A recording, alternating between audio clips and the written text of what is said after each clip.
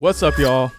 And welcome to ThrowBLKs, where myself, J5, and Josh Pease, as well as MC, talk about some of the classic, legendary albums in hip-hop, rock, of course, and anything else in music. Thank you guys for listening, and we're back. What's going on, Josh? Man, back again. Yeah.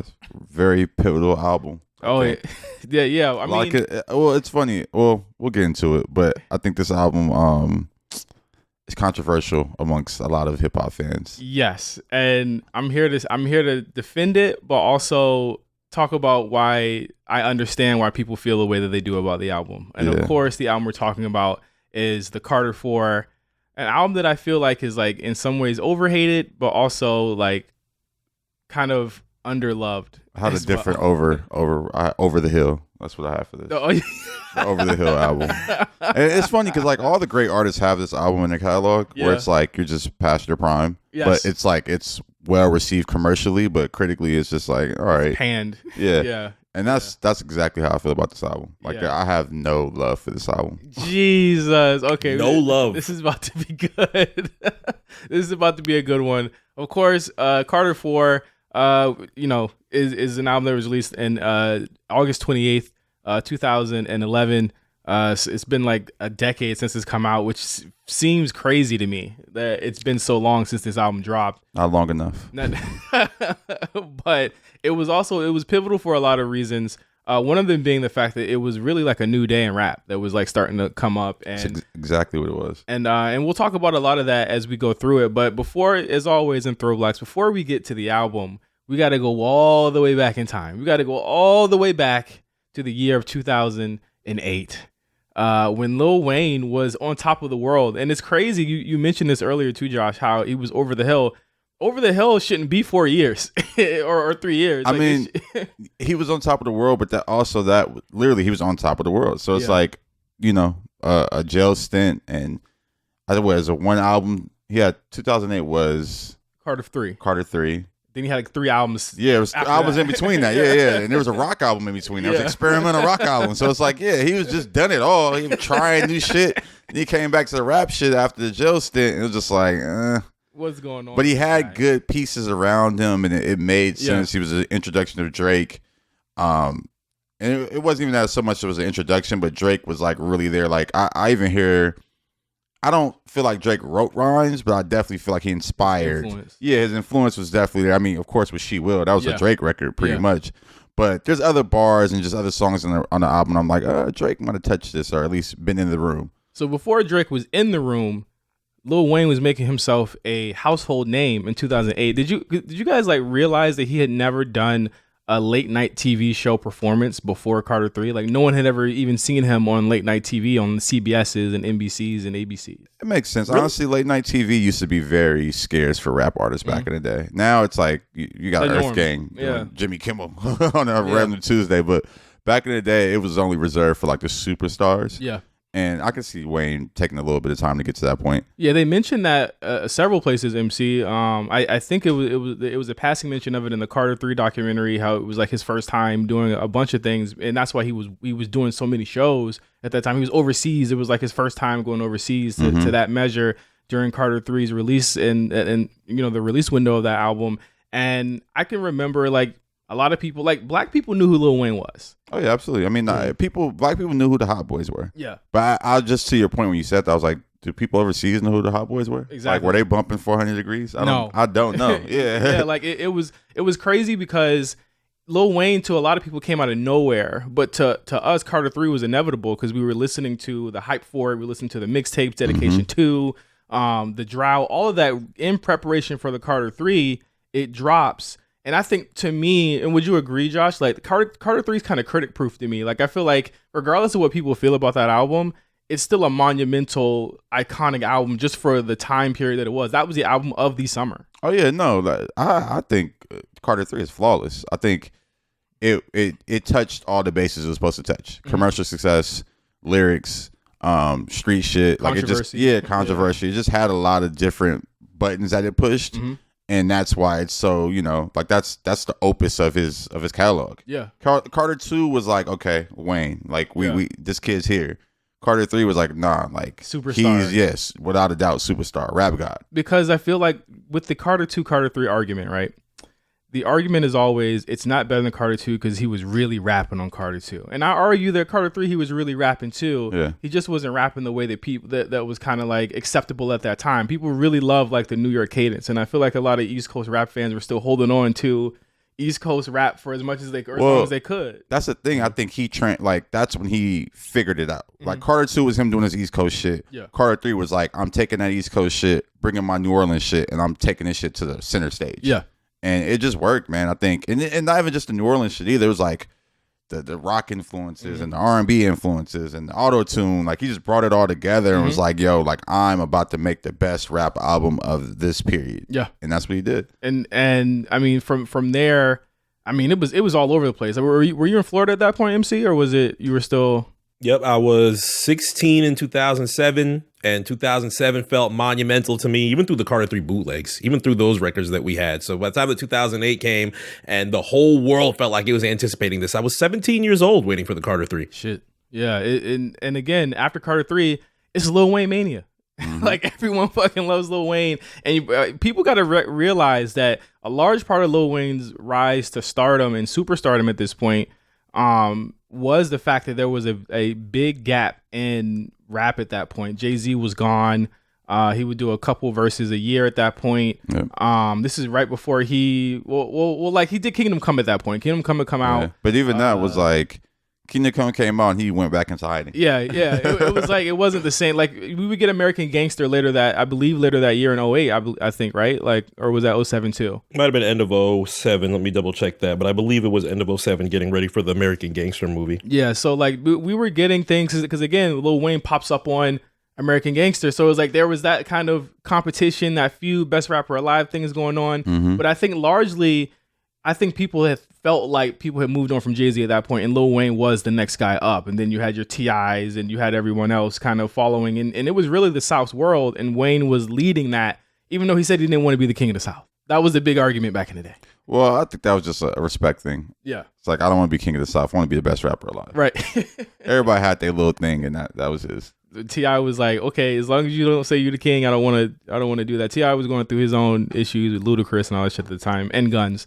But after Carter 3, like I said, Lil Wayne mania, but also he did not stop working. He had the biggest, highest charting, highest selling album of the year at that point, and he's still putting out mixtapes. So he puts out Dedication 3. Do y'all remember Dedication 3? That came out toward the end of the year in 08. No, Dedication 3 was amazing. That's probably over 2? I don't know. Dedication 3 is good though, because that's just when that had Dick Pleaser on there. Yes, right? Come on. It was and classic. The way Rippers did that back in the day, right? Because the pause era was so big at that point. The actual song on a lot of ripped copies of Dedication 3 was Thingy Pleaser because no one wanted to type out Dick. Thingy. That's funny. You've never seen Thingy Pleaser? Did you have Thingy Pleaser on yours? I think Thingy Pleaser was on Ill Roots. I think Thingy Pleaser was on Ill Roots. Dick Pleaser, but that's nasty. Yeah, hey. It's about a woman. We got to get some pause doctrine. Yeah. Can't type it though. Think about it. The pause, like, because when I saw it, I was like, "What the fuck is Thingy Pleaser?" And then I realized years down the line that on I saw the backliner for Dedication 3, like they got released with mixtapes. It was on the drama version, it was D star Pleaser. Yeah. But like I was like, who the fuck put? I was like, oh, these fucking white dudes in Idaho put Thingy Pleaser on the shit. But Dedication 3 was a monumental tape for Wayne because people don't remember this. He's barely on it. It's a lot of Young Money members on it. Yeah, it's a Young Money dedication. Yeah, exactly. But I still like that. It's like the record of Nicki Minaj was crazy. Really good. Like he introduced him the right way. That tape made me think Young Money was gonna be some shit. Gotta Gutter sounded good. Like it was some good verses for some subpar rappers. Wayne, Drake, of course, is all over it. Yeah. And the thing is that you start to see these personalities bubble to the top. And especially on Dedication 3. I think Drake is on the Stunt Like Me freestyle on there. And that was when I was kind of like, this guy's he could be good, because I thought he was corny. I'm not gonna lie. Like I had been listening to some of his stuff before that, and I was like, I don't know how this Lil Wayne thing's gonna shake out, because it's almost like, you know how we thought Kanye being on Rockefeller was weird? Yeah. I thought Drake being on Young Money and Cash Money was even weirder, because it was just like, yo, what the fuck is That's this? what I knew it was gonna work. I knew that was gonna work. I was a Drake fan from the jump. Like, I was listening to Comeback Season, and I was listening to the tape he had with Nicholas F. And wow. I was just really all in on Drake early. So then when the Lil Wayne shit happened, I'm like, oh, yeah, it's up. Yeah. It's up. And then he just started coming in with the hits. Like, you gotta understand, he gave Birdman that one record. Yeah. Money to Blow. Yeah, Money to Blow. It was a couple records that he had that was like his songs that ended up being like Young Money songs. I'm like, oh, he giving them the sauce. Like, it was very much reminding me of Kanye coming to Rockefeller. So I was, when Dedication 3 came out, I was like, oh yeah, he's arrived. Red Champagne. Yeah. What I want to know from the two of you, and we could get this over with today, I want to rank the Dedication projects. Huh. Because I are we counting 4? I don't even count after 3. So you don't count. 4 has a bad rap. I mean, technically bad raps, and it gets a bad rap. Lil Wayne. Here's my thing with Lil Wayne, and I think we really gotta bring this up before we even get to Carter 4. There's a lot of arguables with Lil Wayne. I feel like you see right now, Mark's trying to argue for Dedication 4, or we be like, fuck that. I'm gonna argue for Carter 4 later. There's a lot of like, his discography is so interesting because you can debate and argue a lot of it because there's no clear consensus on what's the best out of anything that he does. I mean, well, on the mixtape front, on Dedication at least, it goes in order. It's like it was 1, 2, and 3 for me. I think I'm 2, 1, 3. Dedication. I'm not mad at that though. Dedication 2. I was in college when both 1 and 2 came out. Okay. So that was crazy to experience, especially like it was what, my sophomore junior year when Dedication 2 came out. And having the tennis freestyle come out, and that was crazy. The old I Think They Like Me freestyle coming out, and that was crazy. These were the songs that were the zeitgeist of where we was at in the South at that point, and he just took those songs. But then like Dedication 1 has You Gonna Love Me freestyle. Remember the Backwoods? Yeah, no, you understand. So like Dedication 1 I remember Dedication 1 because it was a Squad Up tapes. Yeah, and it took a bunch of Squad Up songs and put it on that, and that's why I was like, oh shit, I'd already been listening to Squad Up. Then he came with Dedication 1. I'm like, how did he take these niggas off and make it better? It was crazy. It was like, oh shit, like it gave me the complete opposite of what Dedication 3 gave for me. So Dedication 1 also has one of the best Wayne talking skits where he says, "Not gonna mean yeah, Wayne's World, funny time, excellent." He like. It was just like, that was Wayne's coming of age. It was like, oh shit, like Wayne's actually got a cool personality. Right. Like he's just a cool rap guy. Yeah. Like he's not just a rapper like the little hot boy guy. And a personality that we had never seen before. At that point, it was really like, people say rock star and everyone's a rock star now. Like he actually felt like one. Yeah. I would argue he still feels like one today. Oh, absolutely. As far as how aloof he is about everything in the world. But like, man, that like, everything about that was his personality, especially on the first one, but then even enhanced in the second one. Second one got some shit though. I ain't gonna front because I had Cannon, so I'm like, that one. Yeah, like that's, come on. No Other at the end, Jesus, man, like the way that they hyped up the Dedication freestyle in the intro, and then Drama's like, nah, I'm not. This is also, be real, one of Drama's best performances as a DJ and a sequencer, producer, talking head, all of that on there. It's either that or Strap or Die to Me. Trap or Die is it. I honestly, I'll give it Trap or Die. Drama and Jeezy together are motherfucking, they're like unstoppable. They like, just the combination of him talking shit, Jeezy talking shit, it's just so good to me. But I agree, this was one of his better performances. Yeah, for sure. I think this might have been when we got first. Was Drama F. Kennedy on this one? I think it was Drama F. Kennedy on this one. Yeah, this might have been the first Drama F. Kennedy one. So yeah, shout out to Drum.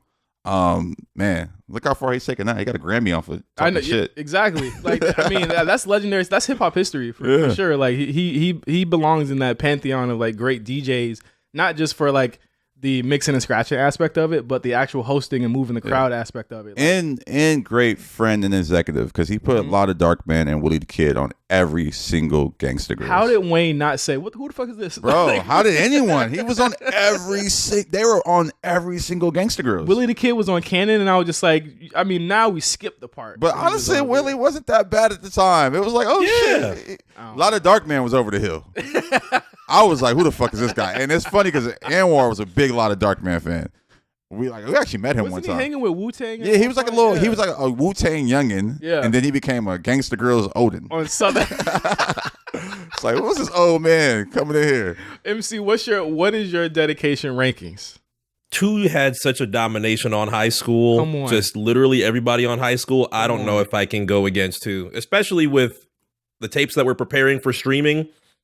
I think Drama's going to start off with 2, and that should tell you something. This needs to be shown for all different generations first. Not to say that they probably won't try with D1. I would like them to try with D1. It's going to be hard to clear, but I'd probably go 2-1. Like you said, 1 is so huge at the time because it's the time that Wayne is kind of rolling in his mind. Should I flirt? Should I flirt back with Rockefeller? Should I join the Rock? Yeah, and he's like, Birdman showed me a check, and I was like, that shit was like, again, I think 1 got better interludes, 2 to me got better songs. And I that's where I stand with it, because you still got Walk It Off. I'm a good looking rapper, I ain't trying to stunt. Yeah, I'm a good looking rapper, I ain't trying to front. You know what I mean? Then you also have you got Popping Them Bottles freestyle. You got there's a bunch of shit on here. Oh fuck, Working Them. Yeah. Working Them. Come on, man. Yeah. That's why honestly, and Georgia Bush is classic. I'm sorry. I feel like Georgia Bush, he should have just took that instrumental and put it on albums. Yeah, that was on what was that instrumental? That was originally Phil Mob. Yeah.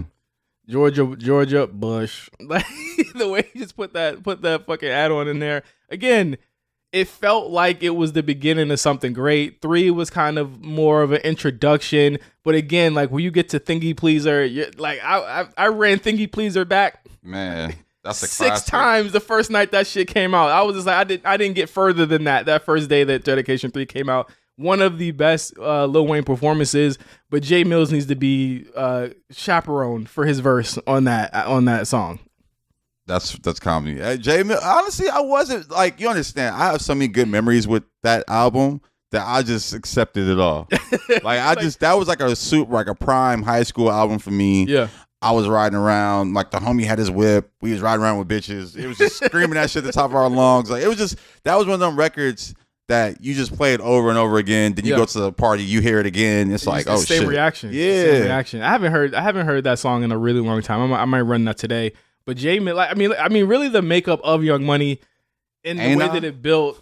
Ain't I? Oh, yeah, that was on there too. They went crazy on Ain't I? That was on there too. Oh my God. Man, I got to run 3 back. I just remember the lowlights more than like the highlights of 3. And it's easy to remember that because now we have a built-in kind of aversion to a lot of Young Money. But at the time, it was Lil Twist, it was Gutta Gutta, it was Drake, it was Nicki, it was Tyga, if you can believe that. It was Chanel. Not Chanel West Coast, but Chanel. Yeah. Much better Chanel. Much better Chanel, of course. And that was really like the makeup of it. And then going into 2009, Birdman promises that we are going to get Carter 4. We're going to get Rebirth, which was at that point supposed to be like a remix album to everything in Carter 3. It was supposed to be kind of like the addendum to the Carter 3 at that point. And then we were going to get I Am Not a Human Being. And that was all going to come out, obviously, knowing Cash while Money, he's in jail. knowing Lil Wayne. None of that happens in 2009. But what I want to talk about more before we actually get to Lil Wayne's legal issues is Drake and Nicki Minaj in 2009 getting on their grind.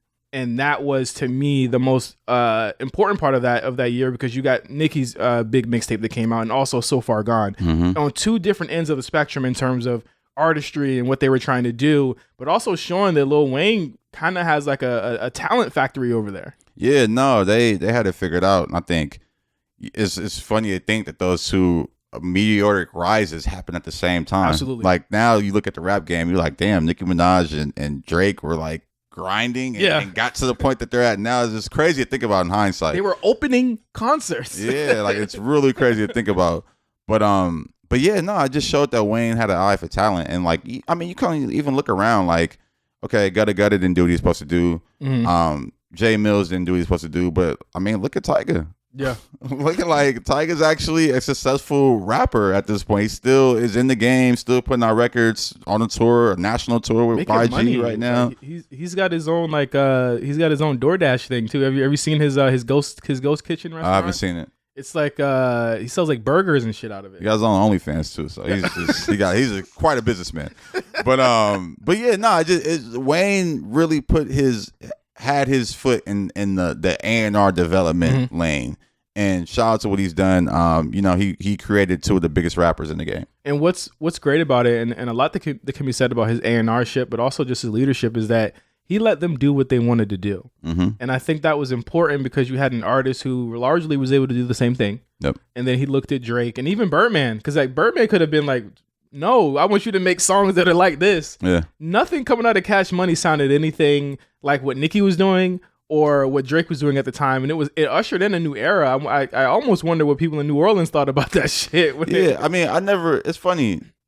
Like, who were the New Orleans artists? I mean, I guess. Yeah. But who else was signed to Cash Money and was a New Orleans artist after Wayne, post Wayne? It wasn't really too many. There wasn't a lot, but I mean, there were obviously some in the game, but again, like none as prolific or like huge as when like NBA came out. You know what I mean? Yeah. Like, there wasn't really anybody until then, unless I'm like being disrespectful.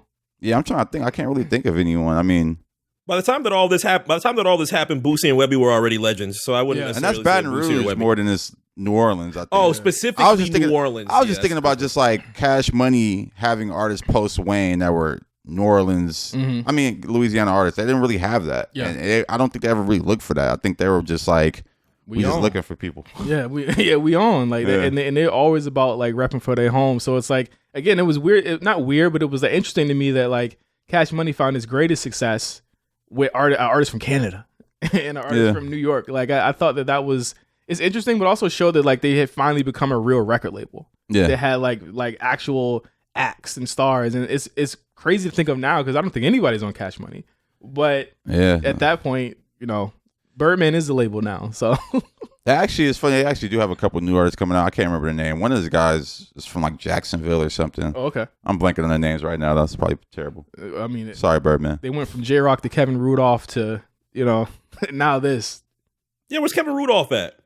He's still making joints? He's probably a producer or some shit. No idea. Or is working at fucking Publix. But I want to get to Wayne's jail sentence and all of that stuff. So we have to go back to 2007. So on July 22nd, 2007, Wayne was taken into custody after police saw him and one of his friends smoking weed near his tour bus. And they were subsequently searched and taken into custody, obviously. And they found a gun on the tour bus after that search. He was charged with criminal possession of a weapon and marijuana. And then in 2009, he pled guilty and he received a 1-year sentence at Rikers Island, which I forgot he was in Rikers. No, I remember, and that's crazy. I mean, I'm sure he was in some type of PC. He was in PC, yes. But it's just wild to think. Like, I saw some videos of Rikers Island currently. Yeah. That shit looks like motherfucking The Project. Like, they got people. No, you don't understand. Like, this is a music video. It's on YouTube, probably on WorldStar too. That's a throwback. Yeah. Fucking, they're in there like selling weed. Yeah. In the video, the dude is like, they're beating somebody. They got long ass shanks they showing off. Like, shit. It's crazy. I just saw this video the other day and I was like, yo, I will never go to jail in New York. They're literally in there running the shit. The inmates are running an asylum. Absolutely. So to think that Wayne was in that environment, one of the biggest hip hop stars at the time, it's just crazy to think of. Yeah. And more than that, he hates New York to this day because of that charge and because of that. I don't think he visits New York very often. I think he did a show there. Yeah, he just did on his last tour. He did a show there. Yeah, and it was like the first time in a really long time. Oh, it was the LA show that people hated, not the New York. Yeah, show. LA shows when he brought out the new Cash Young Money, and the crowd didn't give him the proper respect, and he walked off stage. It's really sad because I heard this was like his best tour yet. Yeah, and he didn't even get to do the second half of the tour or the second half of the show. At LA because of that. I'm so mad I missed that shit. But he's hated New York since then. And you can't do that shit. You can't have a gun in New York. Mm-mm. You can't be smoking weed. I think you can smoke weed there now. You can smoke weed anywhere. I was just out there. It's just crazy. But honestly, I thought you telling the story made me think about. I saw the hip hop cops. Oh wow! At our show recently, and I was just like, damn, they really got hip hop cops out here. Like this shit, they really come to the hip hop shows looking to arrest somebody. I remember this is like super throwback. The Game We gotta do a game album one day too on this. Oh yeah, because I want to get your viewpoint of like what was going on at the time with the game. Oh yeah, we could definitely do documentary. I remember Stop Snitch and Stop Lying game DVD when he was he had the videos, or he was zooming in on the hip hop cops that were following him through New York. Bro, it's real life. It's really a thing, and it's not like it's some young black dudes. They're probably about 30 or something, 30 something. But you could tell though. What sneakers were they wearing when you saw? I can't even remember. But I was just like, these niggas is cops. They had the little badges hanging too. They had cop paraphernalia on. I think one of them had like a literally NYPD police jacket on. Jesus. But I was just like, dog, these niggas like they look like some niggas that would be at a hip hop show, but they cops. So when they say, "How do you do, Josh Pease?" and you're like, "How the fuck you know my name?" Nah, they ain't come say nothing to me. Shit. But he pleads guilty to that. And Wayne, during his time in jail, he was kept in PC where he wrote rhymes and even a book called Gone to November. Did you guys ever read that? No, I never read it. Yes. Elliot Wilson actually sent me a copy of one, which is ironic considering everything right now going on with him. Elliot's good, man. Shout out to Elliot. He's a cool guy. He was cool. And dope for sending me that. But it was an interesting book. There was not much in it, just him like his day to day, like what he ate and shit like that. Like there. But I think the most important part of the book is that he admits in one of the chapters that him writing was keeping him from like literally trying to commit suicide in there, because he was like, yo, I don't have, and you could think of it like all of the luxuries that he had before he went in are all gone. Yeah, no, that's crazy. I mean, even just the probably drug withdrawal was crazy. So like, he talks about that too. Yeah, I could see, I could see you wanting to be suicidal after something like that.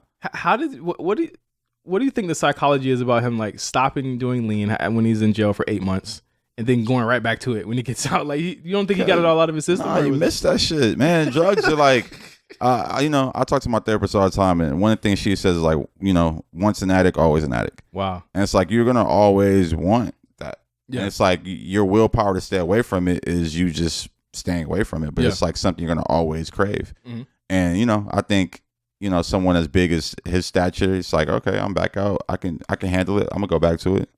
What was crazy is right before he goes into jail, I think he goes in like right before or after Halloween. This is actually weeks before or weeks after Drake. Remember he tore his ACL on stage? Oh yeah, I do remember that. He goes into jail, but before that he puts out No Ceilings, which is my favorite, or at least top 3 Lil Wayne mixtapes of all time. Okay.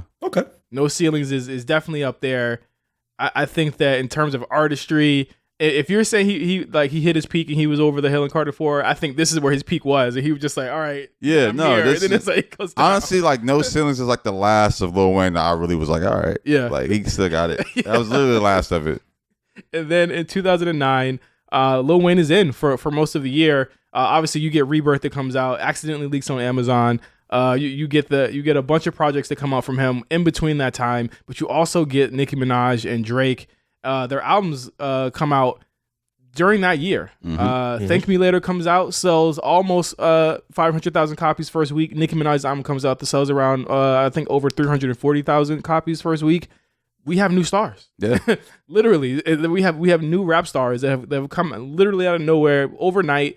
I would say like they had been grinding for longer, but it looked like they had just became superstars in 9 months. Yeah, and I think Wayne going to jail, you needed that. You needed him to kind of move out the way a little bit so the light could shine brighter on the stars, or the younger stars. And yeah, man, it was a pivotal time for that label. Again, Drake had been bubbling, and it was like, like this new guy, he's coming. And, that first album was damn near flawless except for the Kanye West stuff. Kanye West came in and was like, no, I'm gonna ruin this shit. Yeah. You really like Thank Me Later? I like Thank Me Later. I think that's a great debut album. It's hard for me to get through that one. I've always been of the mind that I consider Take Care his debut album. I don't even look at Thank Me Later. Thank Me Later is really a good album. Like, and it definitely is a time capsule for that time. Oh yeah. But I mean, shit, Nicki Minaj's first album was the same. Yeah. I don't know. Like, do people go back and listen? What was that? Pink Friday. Pink Friday. I feel like I liked Nicki Minaj's album debut a smidge better than I liked Drake's debut. I think Nicki she knew what she was going for. She was like, I want to make a hip hop album, but I want to have pop sensibilities in it. It was very much like what I feel like Doja did with like Hot Pink. Like those albums remind me, and I think Hot Pink really is like a homage to Pink Friday anyway, just with the visuals and stuff like that. But I think that what Nicki did was like she had like Right Through Me on there, which was like kind of like her pop hit. And then she had Moment for Life on there, which was kind of like her hip hop rhythmic project. Like that album to me was sequenced and approached in a way where they were trying to make her like up there with like the Britney Spears and shit like that. Like she could do everything, and that's why I really like that. And I feel like with Drake, you knew he was a good rapper. That's out of the question. You know what I mean? You know that's no question about that. But we didn't know really who he was until 2011, like as a person. Really. Yeah, I still don't think we know who Drake is. Until Drake gives us the Jewish perspective on his raps and like, yo, I'm just a Jewish kid that's in this hip hop game. I don't think we really know who he is. What? What's the Jewish perspective? I'm just saying when I saw him at the ESPYs, I saw who Drake really was. He like, has Drake ever rapped in his Canadian accent? No. Well, that's who he really is. That's what he talks like. He talks in a Canadian accent. Why does he never rap like that? Because why do English people sound like they're English? Like you know, people from Europe sound like they're like from America when they sing songs. I don't think Dave or Central C sounds American when they rap. Singers. I'm talking about singers, not rappers. I don't know, but I'm talking about rappers. And Drake's never rapped from a Canadian accent perspective. He's never rapped from a Canadian perspective. You just wanted to hear him say a boot. I just want to like that ESPYs night when he hosted. Year? I forgot what year that was. He hosted the ESPYs. When was that? I think he still had the fro. I think he still had the fro back at the time that he had the suit on. But what do you want to hear him rap about from a Jewish perspective? You want to hear him rap about Shalom? The Torah? Wait. I just want him to rap about his real life. I don't think he's ever done that. That is his real life. I don't know. His real life. I love Drake, but I don't know. When he came out the ESPYs and was like code switching from the regular voice to the actor voice to all the other shit in between, I was like, oh, this is who you really are. And it's funny because I've been around him a few times and he talks in a Canadian accent. Yeah. It's a little jarring. Yeah. And honestly, it's just like, huh? So the Canadian accent is what? Is it like a little bit of a West Indian sound into it? Or is it, what is the Canadian accent? It doesn't sound Caribbean. It sounds Canadian. It sounds like how Melissa Ford sounds. Melissa Ford. I just been hearing her voice a lot lately, so I just... Sounds Canadian. Melissa, actually, I gotta get on my soapbox here. Melissa Ford got to be one of the worst hosts any podcast ever. I gotta get on my bag here, bro. She's terrible, bro. Have you heard her yet on Joe Budden yet, MC? I tap in from time to time. This is the craziest side right now, and the Drake ESPYs thing was 2016. Okay, Canadian. You would think he had lost his accent by then. What is the? I don't understand. I don't know. The Canadian experience. I don't know. I've never heard it. I've never heard it before. I don't know. But I don't think he was actually practicing like that when he was younger. All right, man. He was too busy filming. Let me go ask Cardinal Official. Maybe he'll give us that. Jesus Christ. November 4th, 2010. Lil Wayne is released from prison. After serving 8 months. Did anybody think he was doing a full year? I think when we heard the year, we was like, he'll do 5 months. Nah, I mean, you know, the year is like 80%. Yeah, 8 months makes sense. Get out of on good behavior. He did get in trouble one time though for having an MP3 player, which was considered contraband. Such a Lil Wayne. I gotta listen to some music. Did he get in trouble for doing that light up verse? Remember he did the light up verse from jail? Probably not. The only thing that they ever talked about was him getting in trouble for the MP3. I think you could do verses through the phone. Verse to the phone, right? Yeah, I remember they had it on an old Scoob-Doo. I can't even remember what the Scoob-Doo tape was. I just remember Wayne. They had Wayne sitting in front of a cell. Damn, I can't remember what that tape was. Yeah, Thug just did it. I mean, it's nothing wrong as long as you're not incriminating yourself because you know you're being hurt, you're being listened to while you're on the phone in jail or whatever. As long as you're not saying nothing incriminating, he shouldn't get in trouble. But Obama actually gave Wayne a shout out after he got out. Saying that he had some Lil Wayne songs on his iPod and said, "I hope Lil Wayne gets out and has a great life" or something like that. I thought it was cool. Obama's the coolest president ever. Yeah, he is. The Money Man and Babyface Ray song on his latest playlist. That was his intern with that shit. I just want to see him listen to that song. I just want to see the song come on and him listen to it. So, in the time since Lil Wayne's Carter 3.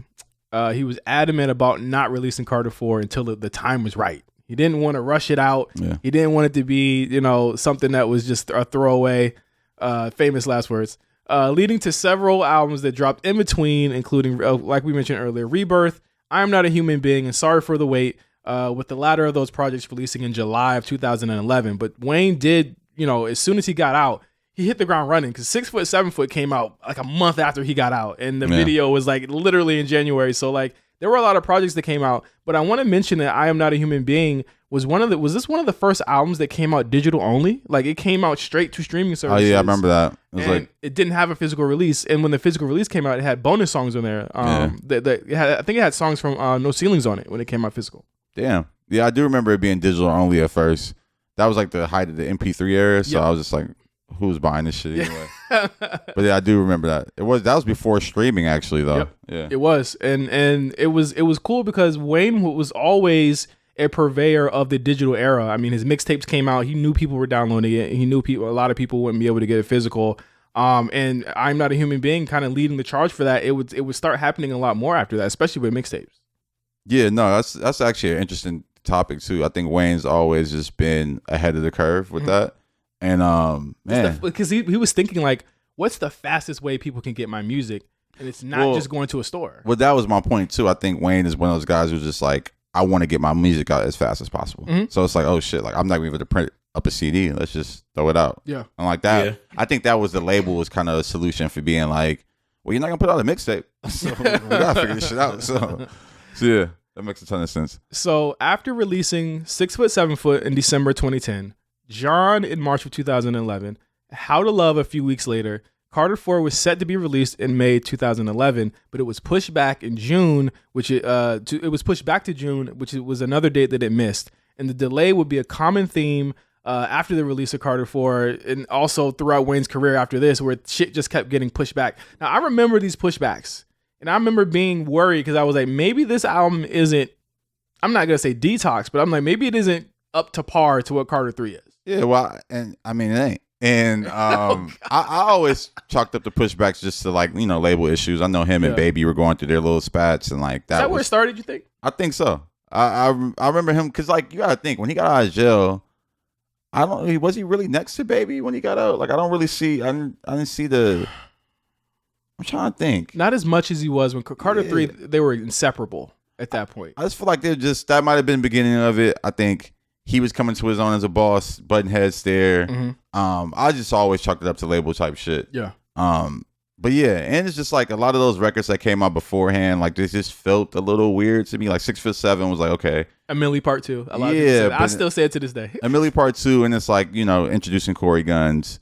Then you had the John, which is literally I'm Not a Star remix. Yeah. Which I hate. I just hate that he did that. That's like, and he let Ross body. We'll talk about that when we get to the tracks. Yeah. But like, what really caught on fire? Obviously, all those songs went multi-platinum because he was just, you know, he just came back. Like, it was funny how rabid people were for Lil Wayne music when he was only gone for 8 months. Like, he was not gone that long, and people were like, he was gone a album cycle, and then he was back, and people were wild over him again. But I think that the only thing that really caught fire was How to Love, and that carried him throughout the summer. And that would be one of his biggest hits of all time. And it was, again, another, just like Lollipop was, unconventional song for him. Yeah, it's like a country song. Yeah, like where it wasn't really about all of that. But to your point about Birdman, do you think he had a point in saying, Wayne, you could chill because we got Drake, because we got Nicki, and these albums are still coming. And these albums are still, he's working on Take Care. Nicki's working on Roman Reloaded at that point.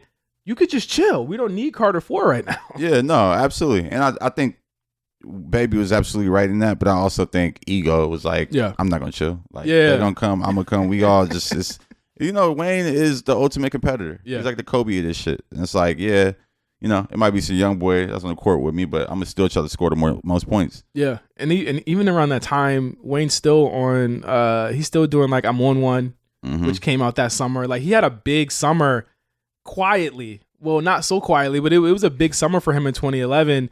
And then Wayne debuted Nightmares from the Bottom during an MTV Unplugged appearance in which he confirmed the date of the Carter 4, which gets us into August of 2011. Wayne, he keeps his promise. And when he closed the MTV VMAs in August, he announced that the Carter 4 was already out. He said it's out. And again, the purveyor of the digital era, because that was, to me, one of the first surprise drops. Because we would think that, like, obviously he said the 29th was going to be out, but he announced it a little bit before midnight, and it was on DSPs literally that second. Yep. Yeah, that's true. Yeah. That's crazy. I forgot about that. Yeah. Yeah, I really no-sold that album. What? How to Love is terrible to me. Well, when you get to that, like, when we get to that point of his career, him closing the VMAs were still like a big deal at that point, whatever. But the conversation, to your point, wasn't even about the album when it came out. It was about his fucking pants. Like, it was the pants after that. And then people were like, hip hop is moving into the gay era. It's like, yo, everybody's gay now in hip hop. And I was just like, because Wayne wore tight pants? I just know so that whole everything. Like, people were looking up where he got those pants. They ended up being like women's pants or something like that. They were like for women or something like that. I'm just like, what does this even matter at this point? Like, what type of pants he was wearing? He comes out, performs, album drops, and I don't think that it got the reaction that they were thinking. Even though his singles like John and How to Love were peaking on 2 separate charts at the time, the reaction to Carter 4 was venomous, with several think pieces about the album's quality. But the album still sold over 900,000 units at release, but it was starting to look like Wayne was losing a step to most people, or at the very least, he was being eclipsed by his proteges and a new generation of rap. Of course, at this point, we're talking about the blog era. Yeah. Like we are at not the peak yet, but we're at the beginning of the blog era where you've got Drake, of course, leading the pack, but you got A$AP Rocky, Kendrick Lamar, and a lot of other people who don't rap like Wayne and they're using other influences, but still kind of taking, to me, some of the marketing influences that Wayne had with mixtapes at that point. Yeah, no, definitely. I think the blog era and Wayne's decline definitely mixed at some point. Yes. And it's funny, I was listening to the Nike Boots remix and Wayne's on that. Mm-hmm. So random. But Wayne and Wale have always been like really like strangely cool, which is that's dope. I don't know, it was an interesting time. I think it was also like Wayne was the first to start experimenting with like the rock music influences, and I think the blog era kind of strayed away from that a little bit. Yep. So it was just a weird little passing of the guard, or just like changing of the guard, I should say. And it was interesting, man. I think I like I said before, How to Love and like Wayne was just kind of like going so left. Like it was just like Wayne starting to go really, really left. That's probably why Birdman was like, yeah, like hold on, they're not ready for this shit. But I mean, I guess it's time to get into the section where we talk about the album track by track. Carter 4, his 9th album, which is crazy to think of. His 9th album, over 300,000 downloads in the first 4 days alone. That's now not even like that's like a drop in the bucket. I think Travis Scott just did 121 million in the first day. Man, like that's not really anything anymore. But at that time, again, we got to think of it like this wasn't being done at that point. And Lil Wayne having those monster numbers, you know, in 2009, not a lot of people had iPods at that point. You know what I mean? And streaming wasn't a thing. For him to have that many downloads is unheard of. But the intro.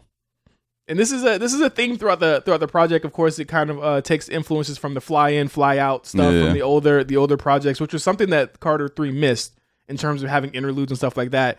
He brings the interludes back, and I guess we should talk about kind of the Carter. What makes a Carter a Carter? Yeah, I don't even know if he has a rhyme or reason to him. Yeah. Does he? I don't know. I mean, obviously the interludes are something that happens. He had the interludes in 1, 2, and 4. Okay. 5 doesn't have them. 3 doesn't have them. Maybe it's all the odd ones. I don't know. But you got to have those. I honestly feel like Manny Fresh was like a influence there, but he even stops having Manny on there. Yeah, like Manny Fresh wasn't. Yeah, the first one. So it's like, I guess the Carter is whatever he calls it. Like if he calls it a Carter, it's a Carter. Hey, I don't really think it had a real rhyme or reason to it. I think, I don't know, like this we're gonna get into it. Carter 4 is so like it's interesting. It's so uninspired to me. It's like, uninspired. It's so uninspired to me. There are moments of this album that are inspired. Like I feel like it truly is. But in the intro, we get shit like you fake it as some titties, you get titty fucked. Yeah, it's just this is the best worst feeling. And nigga, if I die a death worth living, which I thought was a hard ass line. I like the death worth living line, but the titty fuck one, and just like he has so many of those bars, like those are like the prototypical Lil Wayne bars at that point. And there's so many of them on this album. I'm just like, yo, these shits are so just like tired at this point. You clutching your face, MC. What you thinking? One of the lines he said, motherfuckers ask me why, I say YM. YM. Let's get the blunt blowing. He opens every concert he does now. Every show he does, he opens with blunt blowing. MC said a couple days ago he didn't know the blunt blowing was so popular. I could see why it was so popular. It was the one song I think that everyone was kind of in agreement with at the time that it was one of the best songs on the album. Like, and to me, it's one of his best. I felt like he could have opened the album with this song instead of the intro, honestly. Could have, yeah. It's definitely one of the standout tracks on here. Develop produced it. Develop was like a long time collaborator. Who does Develop work with beyond Lil Wayne? He worked with Jewels. Oh yeah, because that's where they developed. This beat is so it's crazy. That's probably where they got connected from. Yeah, wow. Develop work with them. He worked with Dipset a lot. He was from Miami, so it was that connection there. Obviously, Wayne did a lot of recording in Miami at the time. He lived there as well. And I would imagine that Jewels was down there as well working with them. Cam, of course, is in Miami all the time. Blunt Blowing, to me, essential intro for Lil Wayne is really kind of like over 15 years in the game. That's his mission statement. Everything he's saying in the song is everything he's about. You know what I mean? Like, smoke that ash and Kusher. I'm a limit pusher. Just typical Lil Wayne. But lines. it's of the moment. It's of the time though. Like, he still had a lot of people that was going up for this shit. Oh obviously. No, definitely. And I think, it's like it's that's what I'm saying. It's like I'm doing what I know. I'm doing the Wayne shit really, really, really well. Yeah. But it's just like we've had so many years of hearing this and getting this as just like we're tired of it. But do you think that him being I was tired of it. Do you think that him being at like a solid clip, like if it's like as far as his talent being at a certain level, I feel like with Carter 4, the reason why I hold in high regard because it's not like to me it's not like he stopped being a great rapper, and to me that's where the level goes. It's like he stayed flat. It's like he stayed as good as he was in the last project, and that's why I can't say that he's like worse here.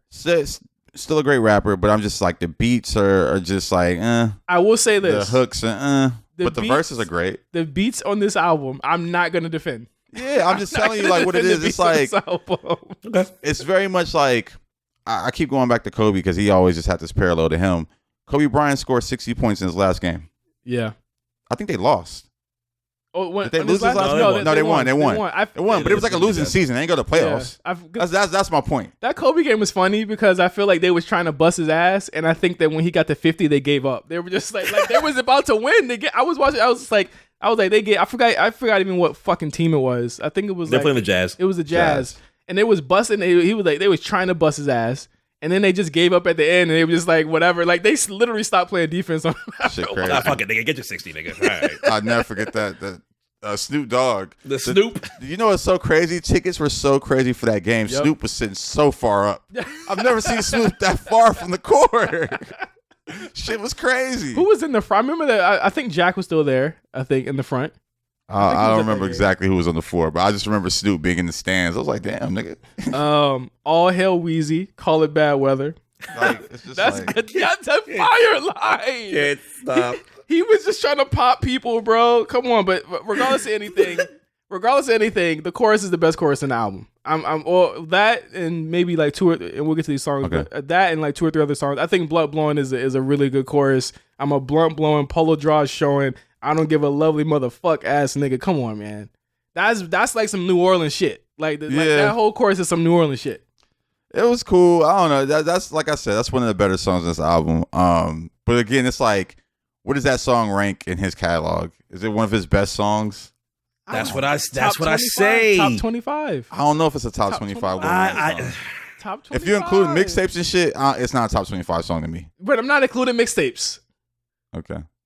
We're not included to. Oh, so, all right. If we're not including, I think even if we were to keep it from an album perspective, I'm pretty sure we could find better records than that. But what kills me, not necessarily kills me, but it surprises me, is that this is a show staple for Wayne. Yes. I've seen Wayne multiple times. He does not skip blunt. It damn near opens his show every single time. People are rapping it word for word. I'm like, really? Blunt blowing? I know almost all the words of this song, bro. I mean, obviously I haven't heard it in a long time before like I heard this, but it's like, or before I listened to it this week, but it's like, come on, man. It's a great fucking song.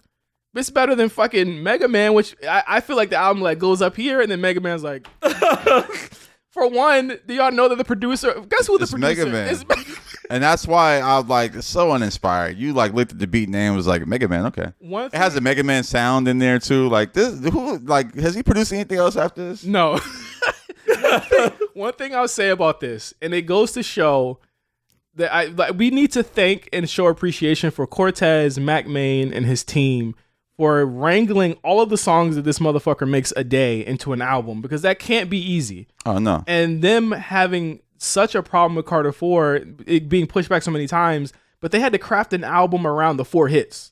And I think that's what we have to think about too, is that this album had 4 hits when it came out already that were already multi-platinum. They had to create an album around it and hope that something else caught fire. So they were just grabbing anything I feel like that they thought would have worked.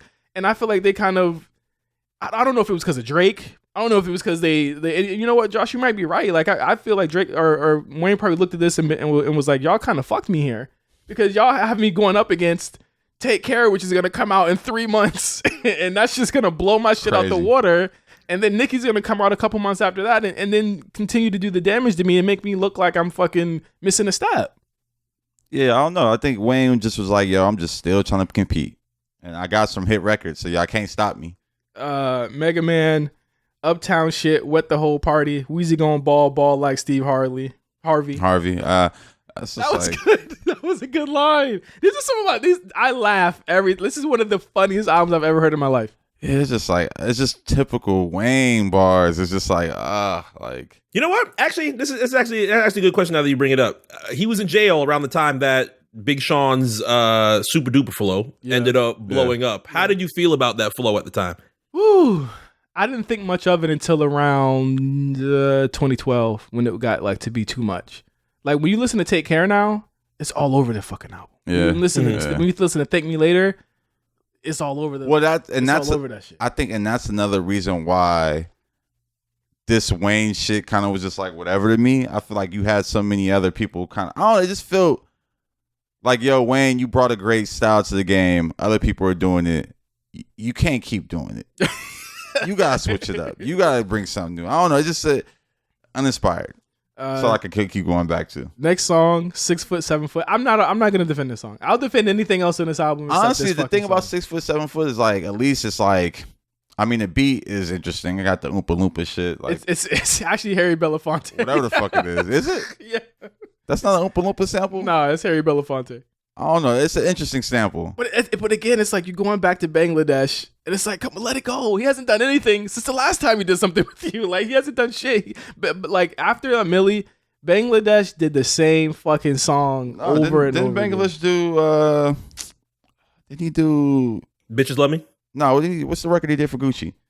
He did Lemonade. I mean, okay. That could have been a beat he did in 2005. And I'm wild. Mike Will did. Mike Will did that. 6 foot, 7 foot, aka how fast do you skip it as soon as Corey Gunn starts rapping?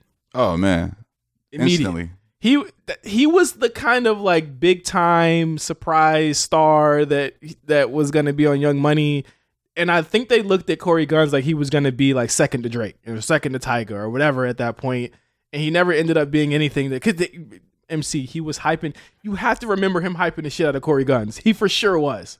I felt like this was just an apology for taking him off of Millie. The original Millie, I was like, all right, I got you on the next thing. Who said that he killed Wayne on a Millie? And I'm like, fuck no. Who the fuck said that? I'm mad, Nick. Well, I'm from Virginia. Y'all gotta remember. Y'all gotta remember I'm from Virginia, okay? And I was always looked at funny for being a really big Wayne fan in Virginia because of the Pusha T discourse and stuff like that. Yeah. I'm gonna be real with you. I don't give a fuck about none of that shit that they was doing. I felt like Wayne, to me, and still is one of my favorite rappers of all time. But at that time, people were saying that Corey Guns killed him on the Emily remix. And they were like, he's not fucking with Corey Guns. And I'm just like, y'all will find anything to discredit this man. And I think that this shit is really funny to me. Because he turned in a pretty lackluster verse. Drama mean, mama mean, and like all that bullshit on the song. Get the fuck out of here. I'm not listening to that shit. But 6 foot, 7 foot, I mean, if it comes on, you know, I'll nod my head to it, but it's not something I'm gonna come back to. This is probably the worst song on the album to me. Really? I thought it was an interesting single back. You know, we've been waiting for a couple months for him to come from jail. I think the video ends up being one of his videos that he kind of stopped taking himself as serious and was like, let me just have some fun with this shit. I'm back from jail. Things are life is a whole lot better. I'm not behind bars. Let me just have some fun with this damn video. I don't want to put on the big gangster mob video that I had to do in Carter 2 and all those other years that I had to do it. I thought that's what I appreciated about 6 I don't. This isn't the worst song to me. We don't get to the worst song. He did the Inception thing in the video. Did the getting the water. I was like, damn, he's actually on top of the what was hot. Like that was hot at the time was Inception. But Nightmares at the Bottom. One of my favorite Wayne songs. It's one of my favorite songs on this album. It's probably my favorite song on the album, honestly. This is the one song on the album that actually addresses kind of like, or lightly addresses, like the one thing about Wayne, he's not on topic. Yeah. At all. Like he's not talking about much of anything that's gone on. This is the one song where he actually is talking about something that went on. Obviously you get the lines where he says, back to my journey, that bullshit doesn't concern me. If I knew I was going to jail, I would have fucked my attorney. No, like I to your point, I think there's a few times he addresses the jail shit on here. Like I think was it How to Hate is about being in jail. But yeah, no, this is literally the best song on the album because he's on topic and he's like giving us. This is my thing about Carter 4. You just got out of jail, right? Give us the post jail album. Yeah. Talk about it. Like talk about how hard it was. Like, were you writing these rhymes in jail? Because if you were writing these rhymes in jail, that's terrible. That's like if this is shit you was thinking of in jail. I'm come on, Wayne. What was crazy is that was what a lot of people were complaining about with the book is that he wasn't talking about like Rikers is the worst prison in America, and Wayne's he's writing about it. His friends in there, he's writing about it like he doesn't even know what's going on outside of his cell.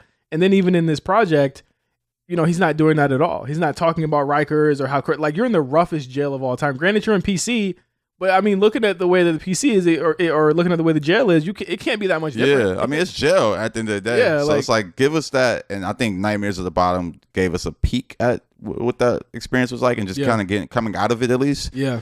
But yeah, absolutely my favorite song in the project. I'm a gangster by choice. I hope my sons choose wiser and don't call me sir. Call me survivor.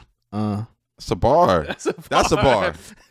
that he survived jail. You know what I'm saying? But 8 months. This is to me like the Don't do that. Cause it's like, come on, man. I know niggas who did 10 years. They are survivors. 8 months is, come on, man. 8 months when you've been rich your whole life? I think we could all do 8 months. I can't do 8 months. I can't do no fucking 8 months. 6 months. I can't do 6 days in jail. Yeah, I don't want to do a day, an hour. I did a day and I was like, this is not it. Have you ever watched 60 Days In? Oh yeah, I have. I can't do that. I'm giving up. Yeah, the moment the niggas start I ain't giving up though. The moment niggas start putting honey buns and Snickers and shit in a bag and crushing it and making a cake out of it, I'm out, bro. I can't. You don't eat that shit. No, the fuck we not. I'm not eating that shit, bro. Man. Shitting in front of a man every night. That's a little wild. Like, just gotta figure it in out. front of a man. Yeah, that's a little wild. I had to pee in front of a nigga and I was like, this is weird. Like, God. Oh my God. Okay, to me right now, this part is probably the peak of the first half of the album. These next couple songs, I'm willing to say this is what puts the album up to me because I'm not going to lie. Those first couple songs, they're not strong. You know what I mean? But after Nightmares at the Bottom, we go straight to She Will. Wayne cheated. Great song. Great song, but he cheated. Let's just be clear. Like Wayne said, Drake, what you got for me, buddy? Exactly. Exactly. And he sent him some songs and he said, I like that one. I'm going to take your verse off though, because you've been killing me lately and I'm not about to let you do that shit to me again. Yeah. No, I like, again, I think I mentioned this earlier where I feel like Drake was in the room for a couple of these songs. I mean, obviously this one because he's on here. Yeah. But there's a few songs like later in the project I'm like, oh, Drake might have wrote this. Or he starts every verse off with, now go and pop that pussy for a real nigga. Like that's something that Drake would have said. Yeah, exactly. No, absolutely. So yeah, no, She Will, classic Drake and Wayne. Yeah, this is okay. I'll take that back. This is the best song on the project. A couple things about this. Have y'all heard the Rick Ross remix? I probably have, but I don't remember it. What was that on again? Did he put that on a tape or did he just throw that out to blogs? It was actually released on blogs, but it was on radio as well. The Rick Ross remix. He has the last verse on here. Where they have like that little silence in the end when he says, "Ladies and gentlemen, Drizzy." That's when Rick Ross has his part. Okay, it is an amazing verse. Ross was on his shit. I feel like they took him off because he was already on the next song, or like he was already on the song right now. He probably wasn't. Man, Ross used to just get on songs back in the day. Like you gotta think. Remember Green Light? He had like so many just freestyles. Like that was Ross' thing. So I don't know if he was on it officially. I got to go back and listen to the She Will one because I'm pretty sure he torched it like he does every verse. Crazy on that. Ross is one of the ones, man. To this day, still like on what's my guy's name? Daniel Caesar, the Valentina. He torched that verse. I'm like, what? Like Ross, yeah. You know what I made me think of too? The New Flame verse that he had, the Chris Brown New Flame. He performs that. He does? He performed that. That's one of his best verses. Yo, he performed that and killed it. I was like, oh shit. That New Flame verse. I was when that show was happening, I was watching Oppenheimer. I was so jealous. Is that on? Did y'all do the vlog? Nah, it's no VOD on that one. Fuck, yeah, man, you gotta catch it. Shit. But I wonder if now that you bring that up, I wonder if people would have been Wayne, Ross, Draked out because you had them on one. You had the rumored album between Drake and Wayne that was supposed to come out. You had YOLO that was supposed to come out between Drake and Ross. What if they were just like, all right, the three of us, we're taking over this summer way too hard. Let's scale it back a bit. Yeah, I could see them. I could see them taking them off of that for that reason too. But another thing about this is this one of the best singles that never had a video ever. Huh? Could be. And one of his biggest singles that never had a video. She wouldn't have a video? No, I never realized that. It had a weird like visualizer type thing that Wayne put out like a couple months after. It ends up being one of the biggest singles from the album. It's like 5 times platinum. It's one of Wayne's best singles to me ever. I didn't realize it didn't have a video. Never had one. In fact, I think they looked at, again, purveyor of the digital era. They saw that out of all of the songs that came out for this album, this song surged. One, probably because of Drake's popularity. Two, because it's a really good song. It actually started hitting. It started being more popular than the actual singles from the album, and they actually had to put it out as a single afterwards, kind of in a haphazard way. So I'm guessing that because I think Drake had done Take Care majority recorded in Canada, so he actually wasn't around in America very often that summer, and Wayne was kind of doing his own thing. That's probably why they didn't put the video out at that point. But I love this song. I mean, Drake's hook. Come on, man. Yeah. Yep. And this is also his second highest charting song ever. Lollipop, obviously, number 1. It's Diamond. She Will was number 3 on Billboard Hot 100. 5 times platinum. That's crazy. That when you think about it, and I think the reason we don't think about it like that is because it never had a video. Yeah. And I always feel like there was such a big disservice done to the song, even though it did really well, but we didn't get that video because I think it would have been really, really cool to do that. Next song, the interlude, and this was funny because the interludes on this album, they didn't have they didn't label anyone on them, and I think that we didn't know who was going to be on these until we heard the album. So this interlude, Wayne isn't actually rapping on it. Yeah, it's Tech Nine and shocker, Andre 3000's on this. Yeah. And I remember this being one of the biggest talking points of the album because then you hear people saying Tech Nine got the best verse in the album, Andre 3000 got the best verse in the album. I said, all right, y'all. Well, this is another reason why I hate this album too, because it's like Wayne get out of jail and he's like, I'm about to work with all like the rappers.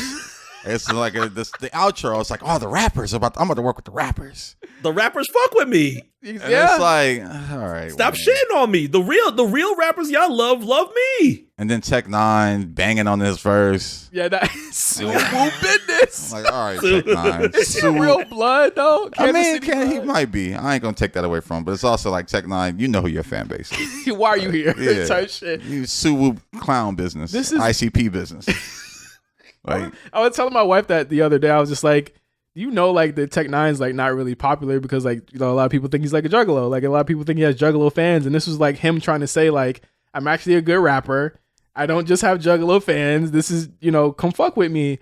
I think it was cool of Wayne to do this.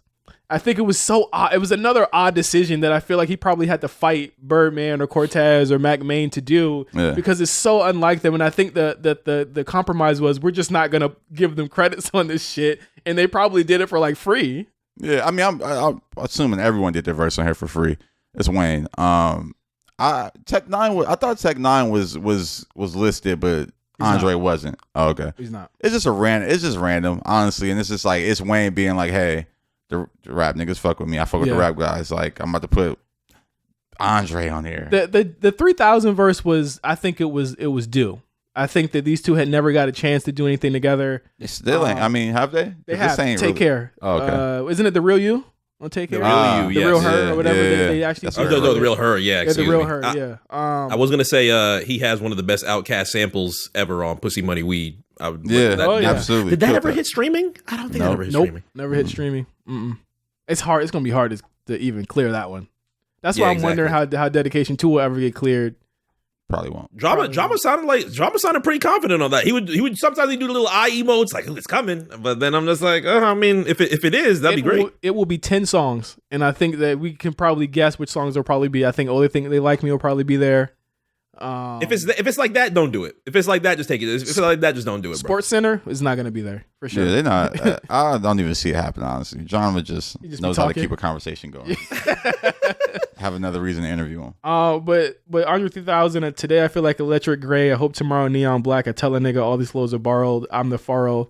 3 stacks. He's saying again that he's the king of this shit. You guys are taking my flow. He was sending some shots. A lot of people thought at the time. What did you guys think about his verse here? Yeah, I like this verse. Really solid verse. Again, I feel like Andre is always sending shots when he gets on the mic. Yeah. Like, it's just like every blue moon I'm gonna get on and just tell you niggas that I'm the best and y'all not even gonna be able to talk about it because I only rap every blue moon. Yeah. Pretty much. So yeah, it was a good verse from him. I really appreciate it. But it's an interlude, it's short. I'm just like, strange. I don't go back to this. Like, I really don't go back to this album. I don't go back to this verse. Like, it's just like, all right. Were you still? Did you remember him being on there? Or were you I do remember him being on there. Yeah. Listening to it again, I was like, oh yeah. The version I listened to had Tech 9 listed, and I was like, oh, why don't I have Andre? I guess actually you might be right. Tech 9 probably did get paid. Andre 3000 probably did it for free. I could see that. Yeah, I could also see that. Next song, John. What a strange song.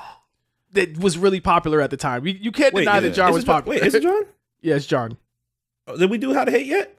Oh shit, we did skip it. We did skip it. My bad. How to Hate with T-Pain. Damn, I'm bugging. I'm bugging too because honestly, this is one of the songs I like. This song, but this is also another one of the like post jail songs. Yeah, it's like he only has like 2 on here, honestly. But How to Hate is a good one because it's like niggas don't even talk about that aspect of it, like of being in jail and your girl. And again, like the theme of the song. You know who his girl fucked with while he was in jail? Who? Drake. No, is it Tammy? Yeah, that's the story. Yeah. The story is that she fucked with Drake while he was in jail, and he got kind of mad. He can like be mad, but he's mad. It was Tammy because he says on one of the songs, he talks about Tammy on one of the songs. Yeah, hoes gonna be hoes. 6 foot 7 foot. Yeah, 6 foot 7 foot. Got my heart broken by a woman named Tammy. Yeah, the hoes gonna be hoes. So I couldn't blame Tammy. It was because even Drake brings up Tammy Toe. Yeah. Damn, hey man, the industry's funny, bro. Drake hit the niggas can say I changed on them because they thought they said I was old, but they not. Or so How to Hate. T-Pain actually reveals a couple. I think he revealed the year before he gave this song to Wayne. So he had given him the chorus and all that stuff. And I would imagine a lot of people on this album gave songs to Wayne to use. One of the lines on here, girl, I was the one that you told fuck them other niggas, and you still went and fucked them other niggas. I wanted He Raps, He Sings so bad. One of the 3. That's now the 3rd. Well, I Can't Feel My Face, the Ross and Drake, the Wayne and Drake album, and He Raps, He Sings. 3 albums that have been lost to time. We don't need them.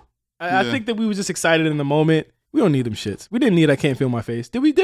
At the time, we could have had it, but now it's like, I don't know. I mean, technically, it exists on the mix. Yeah, there's a version out somewhere. Yeah, now Juelz can't feel his teeth. So I mean, come on. Hey, I'm bleeping, bro. Hey. What else you got up here? But don't fuck it up with Wayne, because when it wanes, it pours. I can't hold it in.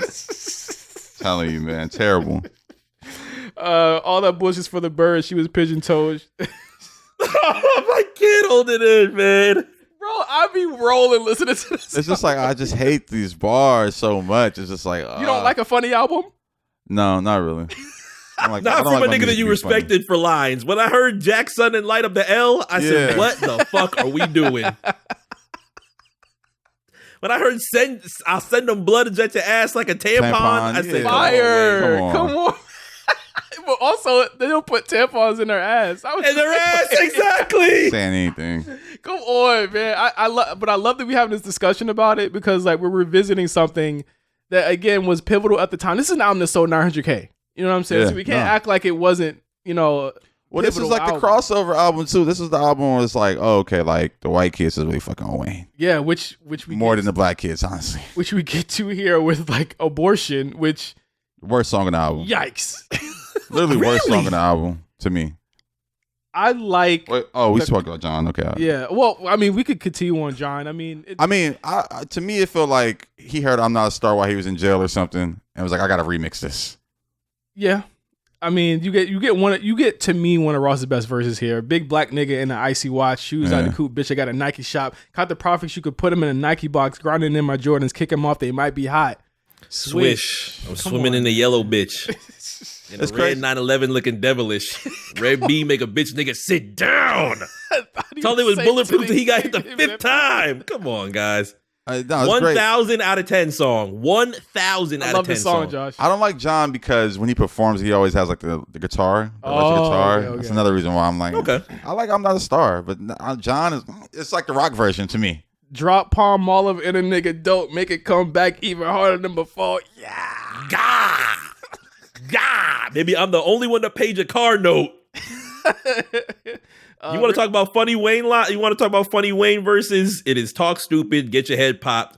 I got that Esther, bitch. I'm Red Fox, Big B's, Red Sox. I get money to kill time, dead clocks, and then fucking with a nigga that don't give a fuck. Empty the clip and roll the window up. Yes, sir. Pussy nigga sweet. You niggas Cinnabon. I'm in a red bitch. She says she finna come. Yes, 200,000 on a chain. I don't need a piece. That banana clip. Let Chiquita speak. Come on, man. Dark Shades, Easy E. 5 letters, YMCMB. Bitch ass nigga. Pussy ass nigga. I see you looking with your looking ass nigga. This is a 1,000 out of 10 song. Great verse, but I mean, even Ross, rip your ass apart, then I pull myself together. YMCMB, double limby, rich forever, huh? Even the Wayne, bigger the bullet, the more the bitch go bang. Wayne hyping up Ross's last verse is like one of my favorite things on the album. Yeah. Like Wayne does that a couple times. He does it on She Will too. The last hook on She Will. Like Wayne hyping up Ross because again, like Ross, he like we talked about on Teflon Don or Deep in the Rap. He beat the allegations, and now the biggest rapper in the world is hyping up your verse. Yo, like, come on. Like 50 Cent had he chucked the fucking coffee machine across the room when he heard that shit. He was like, God damn it. Come on, man. Nah, and honestly, back to the Deeper in Rap conversation too, this was like Ross being accepted by Wayne and Cash Money and all this shit was just kind of like making his legend grow even more. Yeah. And it definitely helped. Like, I think these strategic partnerships were very important for where Ross is at now. But back to Abortion. First line after the really kind of cool chorus here. I woke up this morning, dick rock hard. Ash my blunt the Grammy Award. You can save your bullshit on your memory card because we all know that. This fucking album is funny as fuck. Yeah, this is the album that the white kids fucked with. Come on, now you can't bring it. You can't bring race into this. Every time I listen to these type of songs or these songs, I'm like, oh yeah, this is like his crossover rap album. I would argue Carter 3 was his crossover rap album. I would say that too, but it's still the album that like is good. This like How to Love. We about to get to that. We about to get to How to Love. Yeah, to get to How to Love. So. Before that, we got So Special. What did you feel about So Special? John Legend is on here. John Legend, I think, gave him this song. I think John gave him this song too. I like Cool and Dre on the beat. Cool, I was gonna say Cool and Dre on there. Miami Connect. John Legend getting. It's a grown and sexy song. Yeah, man. It's a good song, y'all. It's cool. John Legend had a few of these at this time. Where he just kind of like Magnificent, I think was lost at that point. Yeah. Damn, there's another one I'm trying to think of. But yeah, I don't know. The John Legend hook songs are always cool. Another Wayne line. Right. Another Wayne line. I'm trying to win Josh over here. No, you won't. She crazy about the dick. Lorena Bobbitt. Love be the pilot, but it's kamikaze. Come on. Fire. Come on, man. I just can't do it. Grown Wayne, I'll take Grown Man over So Special. Oh, come on. Yeah. Receipt. Wayne got some really good grown man songs. Is Receipt Grown Man Wayne? Yeah, it's Grown Man Wayne. I mean, so. it's monogamy. It's a little petty. Who's he stretched over on Receipt? Trina? Yeah, it was Trina. That other man wasn't doing nothing. I'm like, damn, bro, you're only like 12, nigga. Next song, you know why we gotta love How to Love? Because of the legendary scene in The Dropout with with Amanda she's Seyfried. dancing. Yes, come on. That's what I'm saying. That's the crossover album. That's the song they're like, we're gonna use How to Love. Tech niggas. Of all the songs they use, because this is like How to Love is a frat party karaoke smash. Come on. Like you go to a college campus, you're gonna hear How to Love. How to Love is on the wind down. How to Love is, and I think again, people get mad at Wayne for going left, but it always works because Lollipop was a like what the fuck moment. Yeah. This was also a what the fuck moment. Lollipop had a little more soul to it, man. To me, this got soul to it, just country soul. Country soul. Yeah, this is It's not a what the fuck. I mean, even the video was like Runaway Love type I'm shit. pretty sure Morgan Wallen loves this song. Well, the controversy with Lollipop was so huge on the internet, and I vividly remember it because it was like, oh, he's going pop. All he's doing is talking about eating pussy for 5 minutes. God damn it, this isn't the Wayne I love. But the How to Love controversy, I feel, was 10 times worse. Yeah, I mean, because and the video did contribute to that because it was very much like Runaway Love. Yeah, it was very much a fucking PBS. You're beautiful. Yeah, it was just like, come on, man, what are we doing? You know what he said about How to Love? What? He said he was inspired by Tupac and records like Keep Your Head Up, and he wanted to have his own Keep Your Head Up. There you go. And he he did it. Not even close. Keep Your Head Up was a hip hop song. For this This is a straight country acoustic guitar. Had a lot of I'm like, what are you talking about? Never really had love, couldn't never figure out. Oh my god, this shit pissed me off. When this came out, I was like, yeah, I'm done with Wayne. You were not done with Wayne off of How to Love, with Wayne, bro. Get done the with fuck Wayne. out of here, Absolutely done with him. Come on, son. Like it was a song to me that kind of, it's a time capsule. Okay, I think if you look back on it today, you'll be like, damn, he was doing this shit, because he doesn't really do. And my issue with Wayne now is that he doesn't do shit like this anymore. Like he doesn't try and like do anything eclectic or different anymore. He's trying to rap now. He's like, yeah, I did that.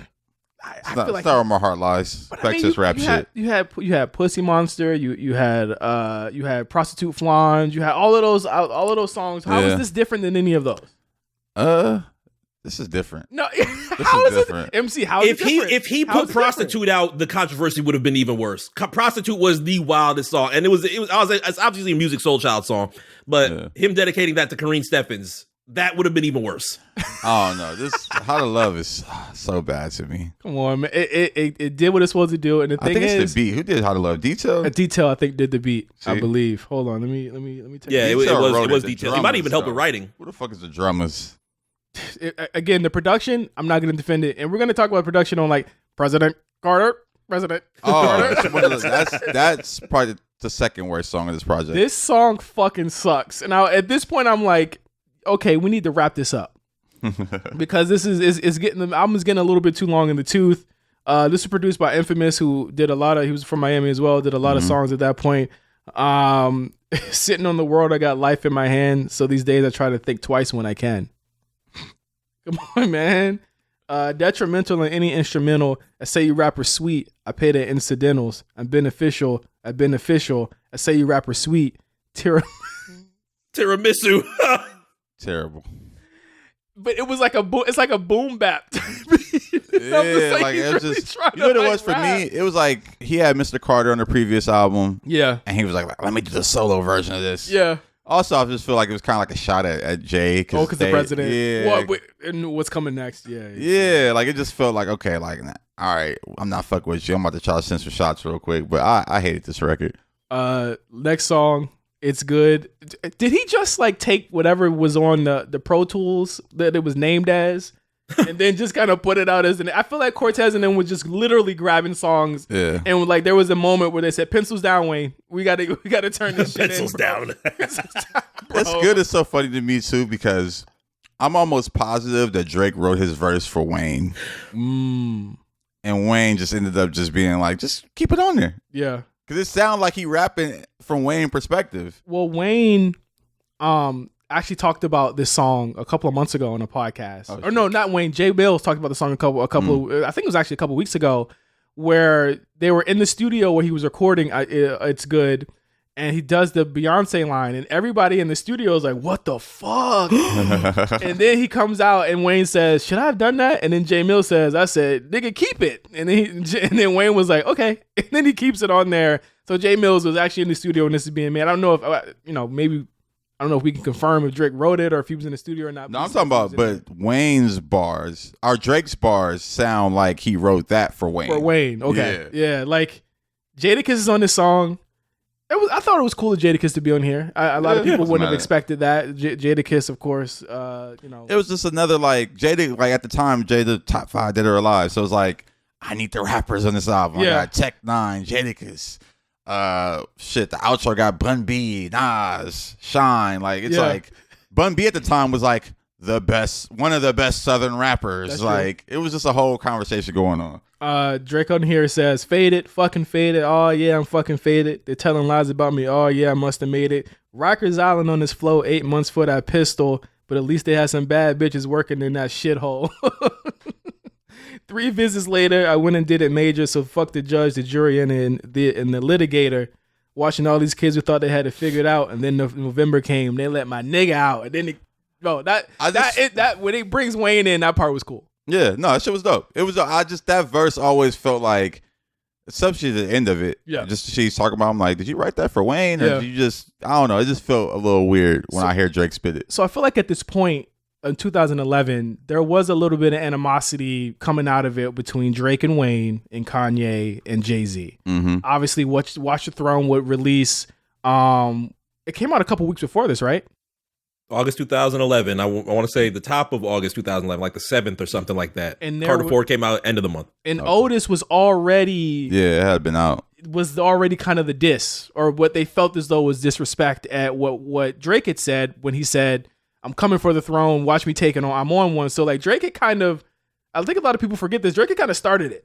Huh. When he said that I'm coming for, the throne is for the taking. I'm feeling like the throne is for the taking. Watch me take it. And then Jay-Z said, wait a minute, fuck nigga, I was on your album last year. You're talking about coming after me. And Kanye obviously was already feeling a way about Drake, kind of sliding into, Kanye's lane. Mm-hmm. And so there was that animosity between the two. So I feel like Drake and Wayne were a little bit amped up when they did this song, for sure. Yeah, absolutely. Nah, and this song is dope. I fuck with it. This is one of the ones I'm like, okay, like another kind of addressing the coming out of jail and just like being back on the streets. I think when he gets in that pocket on this album, great songs. And then Jay comes out with Ham, which actually no, Jay started it with the baby. Yeah, Ham was pretty early before Otis came. Yeah. Ham was like spring 2011, maybe.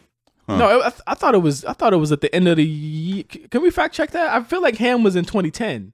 Ham was yeah, exactly. It might have even been like 2010 because the album came out 2011. So Ham was pretty early, way before Otis. This was still the rise of Lex Luger because the Ham that comes out ends up coming out on Watch the Throne. January 2011. Okay. So it was way earlier than I'm on one. So yeah, Jay definitely started with the baby. Yeah, he said he got baby money. Yeah, I was like, nigga, what? He says, and then Wayne, of course, responds here talking about baby money. I got your baby money. Kidnap your bitch. Get that. How much you love your lady money. I know you fake, nigga. Press your brakes, nigga. I take you out. That's a date, nigga. Kids, man. Just like what? Crazy lines. But I think after this came out, everyone was like, and again, you put this at the fucking end of the album, by the way. Yeah. But it's like everyone said, okay, the Lil Wayne Jay-Z beef is finally gonna pop off. Nothing happens. I don't think Jay. Not that I wouldn't say he doesn't respect Lil Wayne, but I think that Jay's a jabber. He'll never, and I don't think he'll ever put himself in another Nas position again. And I feel like after this, they had a record together too. Did they? I don't think they've had a song together in a bunch of years, y'all. Wayne and Jay-Z? Yeah. Let's take a look. I don't think they've had a song together since this. But I mean, he was on Rock Nation, or he was fucking with Rock Nation at some point. I know Wayne wanted to go to Rock Nation, or he wanted to sign to Rock Nation. Well, I thought they're cool because he helped Wayne through his little tax problem. Yeah, and so I think they're good. It was just a jab. I think people made it a lot bigger than what it really was at the time. I think that Jay was jabbing at Wayne. Drake jabbed back because again, Jay's been on Drake's last 2 albums. I think like at this point, like they're all cool. But yeah, that was it's good. It leads to the outro. Listen, no reason to even talk about the outro. It's like a Bun B's on this one. Nas is on the outro also. Shine is on this with the new voice. Banging Shine's too. on this.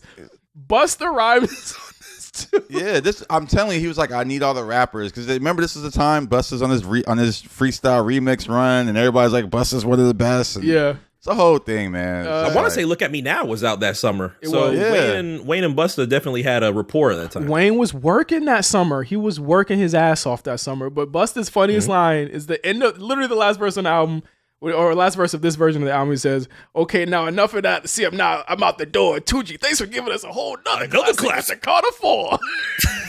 Oh my God. Big thumbs up. Oh my God. Big thumbs up at the end. Wink at the camera. Nigga broke the whole fourth wall. Just old man raps. Like, it's just, I don't know. This album, yeah, that's a great way to end off this album. Oh my God. I thought the intro was cool though. I thought that everyone would, because the thing is that everyone was paying homage to Wayne. And I think this was one of Nas's first times where he comes out and he actually pays respect to Wayne. And I thought that was a cool like bridging of the gap moment, because if you're going to say he's over the hill at this point, what better than the elder statesman of hip hop to say, be like, welcome to the party, pal. Also, this is like the Jay-Z hate train. It's like, yeah, we not fucking with that nigga either. Shine wasn't really fucking with Jay. Wayne wasn't really fucking with Jay. I mean, Nas wasn't really fucking with Jay. Well, Busta Rhymes might have had his issues with Jay at that point. So the album actually ends here for a lot of people, but there was a deluxe version that also came out with a different like background and cover. Not many things to speak on, but I got to bring it up here because Mirror featuring Bruno Mars ends up being one of the biggest projects, or one of the biggest songs from the album on the deluxe version. And this is another kind of in the same vein as How to Love, a very much like crossover type record that works. Yeah. Oh, it's 10 times better than How to Love. It's 10 times better than How to Love. You think so? Also produced by the Smeezingtons, Bruno Mars's production team at that time, his early production team. Yeah. So he gave him a good beat, gave him a good hook. I think it's 10 times better than How to Love. Mirror on the wall. Oh my God. Here we are again through my rise and fall. You never just looked in the mirror and just be like, oh shit. No. I don't know if it's better than How to Love, honestly. I don't know if it's better than How to Love, but so you're willing to say that something is worse than How to Love then? yes, there is. Okay, something there we worse go. than I How to win. Love. I win. I mean, shit. Rebirth had a bunch of bullshit on there too. Well, or no, I'm Not a Human. I'm not a human being. Come on, I had a bunch of bullshit on there. Did you like the second one? I don't even. What was on the second one? I don't even remember. Bitches Love Me's on there. Rich as Fuck's on there. Oh, okay, the second one's probably better. That Big Sean song was on there. So, I've seen some people say I'm Not a Human Being Part 2 is one of the worst albums of all time. Wow. Wow. Like, wow. If you hate the Super Duper flow, you're gonna hate I'm Not a Human Being too. He does it. I think Virgil did that cover too. Oh shit! I think with the butterfly. I think Virgil did that one. I think Virgil did that one. That was Carter 4. Listen, I'm willing to put this up there. I know I said a big take. I had a big take there. I'm willing to stand on the fact that Carter 4 is at least as good as Carter 1. Not better. At least as good. No way. It's as good as Carter 1. I love Carter 1. It's at least as good. I think, you know why? Carter 1 has better songs, right? Yeah. Carter 4, slightly better rapping. Slightly better rapping. I don't know. Take the worst song on Carter 1. Is it better than the best song on Carter 4? Hold on. No, take the worst song on Carter 1. Well, you got to remember that they're both going after different audiences at that point. Like, Carter is not like a crossover album. Worst song on Carter 1. It's between To Me Only Way and probably We Don't.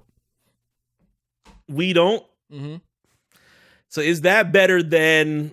What are we considering today as the best song on Carter 4? Carter 4's best song to me, She Will or Blunt Blowing or John. Okay. I like It's Good too though. Even though like Wayne drops an F-bomb, it's just still kind of like that's crazy. I was like, damn, 2011.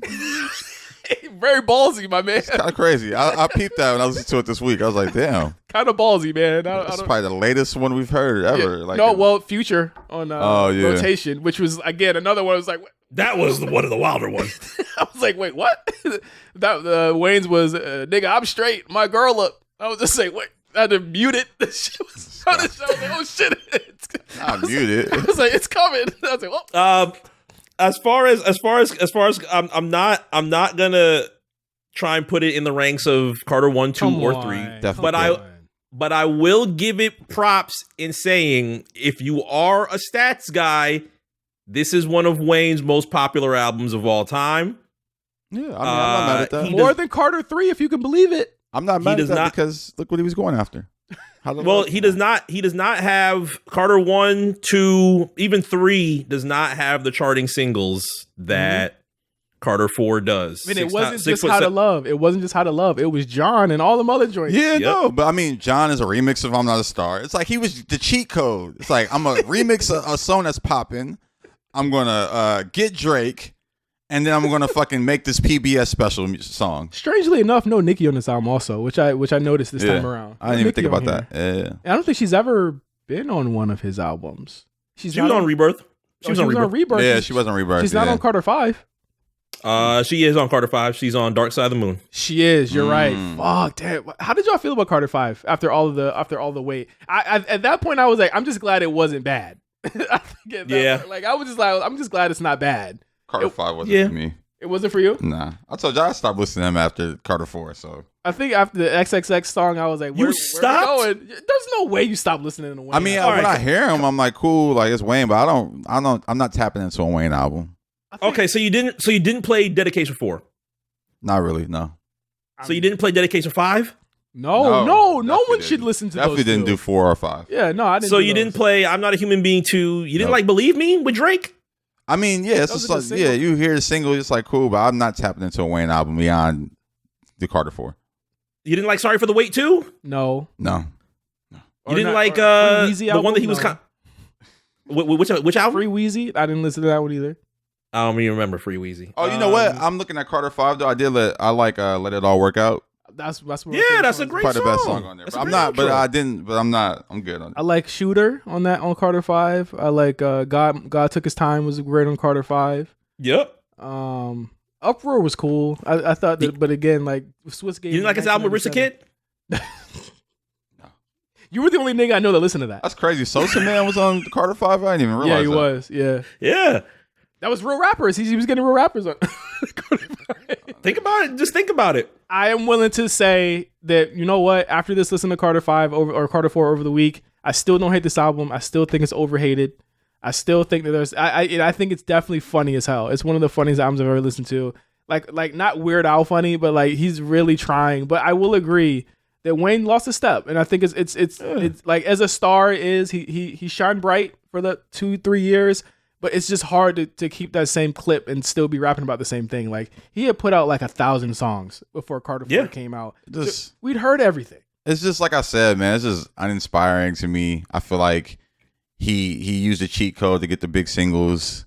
I was just like, all right, he's just mailing it in, which is cool. Well, you personally, could you personally lose a step in your craft while also becoming the most popular you've ever been, or would you prefer the opposite? I feel like as a rapper, you kind of have to, because you come up, people love your technical skill, but when you're trying to go mainstream, you gotta fall back a little bit with that. Yes and no. I feel like Drake has been someone who's kept elevating as he's gotten bigger. People don't think Drake is still at like a high technical clip. Like for him to be rapping for as long as he has, and to Kendrick's point too, same thing. They're both rapping at a really high level. Yeah. For what they do. Yeah. And still attracting. No, it's still they're still kind of. I don't even know if they've reached their peak yet. I feel the same way. Either of them, honestly. Like I think Kendrick's next album is going to be better than this off one. the charts. Yeah. like just as far as rapping, I always think with Drake and Kendrick, I'm like, even on Travis's album on Meltdown, I was just like, I feel like we've heard the best of Drake, and he pulls out one of those, or what he did on Her Loss. I was just like, I thought we heard the worst of that, and he's still pulling out really good performances. But it's like with Wayne, there's definitely something to be said about how haphazard and again kamikaze the way he comes at tracks. It's just like very much he gives it all to you. Pause and pleaser. I think. Listen, Carter 4, you know what I'm saying? Josh still not a fan. MC, did you come around on it a little bit? I gave him more credit than I had it within my history of Wayne. Usually I left C4 in the back of my mind outside of 2 or 3 songs. Not a bad full listen, I'll say that. There we go. See, that's all I wanted was some different perspective. And hey, we did our first ThrowBLKs where we didn't all universally love this fucking album. So I'm just thinking about the Rock remix of John. Like every time I seen that song perform, it's like a nigga with a guitar on stage going crazy. I'm like, bro, this shit I do have a hot take. I would have liked How to Love more on Rebirth. How to Love on Rebirth would have been nice. He won't high enough to do that then. He got higher after Carter 4. Right. But thank you guys for listening to ThrowBLKs. This was a really fun episode to do. I love, saying these Wayne lines again in 2023 and seeing how people feel as though this is one of the worst albums. Listen, it was over for him, and then Hell Yeah Fucking Right came out and people forgot all about it. Right back. So he was right back in people's good graces. So thank you guys for listening. We'll be back next month with yet another episode of ThrowBLKs. We hope you enjoyed the 2 episodes we did this month for this show. We got to take a break though. Had to catch up. Give us a couple weeks. We'll be back with another episode of ThrowBLKs next month. For Josh Pease and as well MC, I am J5. Thanks you guys for listening, and we'll see you guys next month on ThrowBLKs. Peace.